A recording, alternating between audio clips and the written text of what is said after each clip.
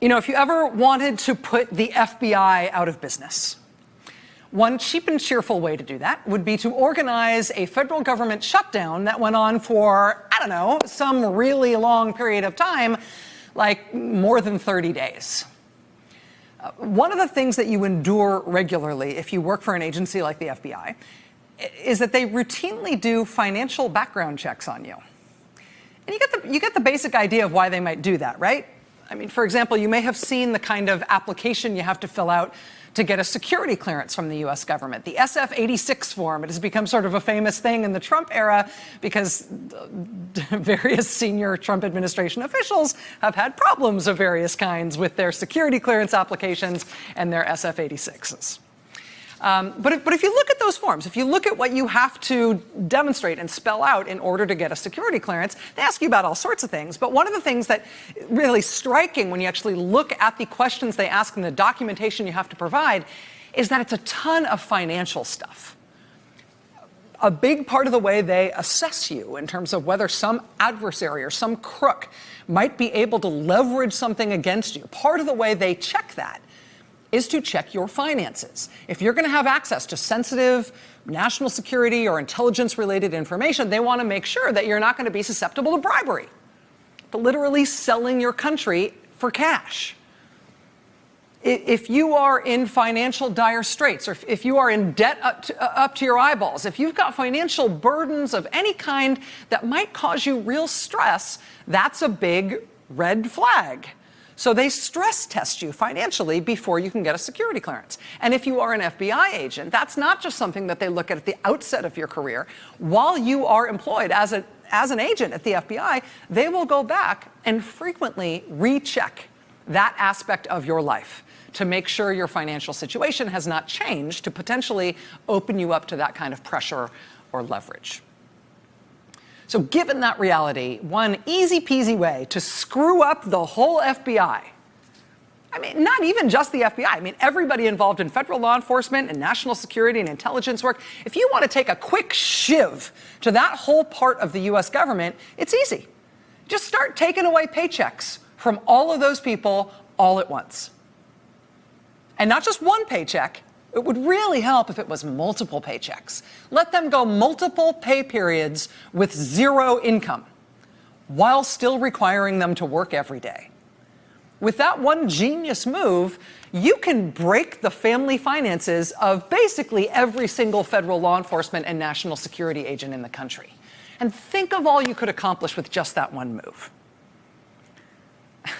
I mean, for one, you actually do risk national security by making all of those people potentially more susceptible to compromise, right? There's a reason why financial strain is a big red flag when it comes to security clearances, right? And law enforcement and national security jobs. Putting all of the people in this country in all of those jobs under serious financial strain all at once, it does systematically increase their potential susceptibility to compromise or corruption. And even better than that, I mean, in one fell swoop with just this one neat trick, you screw up all of their careers. You can create security clearance problems for all of them, all at once, by putting them all under financial strain. And in so doing, you can, in a lasting way, make the FBI and other federal law enforcement and national security agencies seem like super risky and demoralizing places to work. Make it harder from here to eternity for them to ever recruit the best talent in the year. Right? I mean, that's going to happen every year that the FBI and other law enforcement and national security agencies are hiring from here on out. They're going to go to grad schools, they're going to go to colleges, they're going to seek talent everywhere they can all over the country. And people who have other options, you want to come work for the FBI? Might be a few months where you don't get paid, but you still have to work every day. Is that going to be good? You starting a family? I mean, think about what this does to law enforcement and national security agencies and their ability to hire the best, especially if they want to hire people who have some sort of perverse desire to actually be paid for going to work every day. Last week, we reported that the New York field office of the FBI had started a food bank for their agents and their families. Now, David Rohde at The New Yorker reports that the FBI's storied Washington field office has also started a canned food drive for its agents as well. Just like all the other hundreds of thousands of furloughed federal workers, these agents are heading into their second pay period of $0 paychecks. Local reporting in Washington, D.C. tonight indicates that agents have also been told that if they roll on through a second pay period with more $0 paychecks, they will also this week lose their dental and vision coverage for themselves and their families.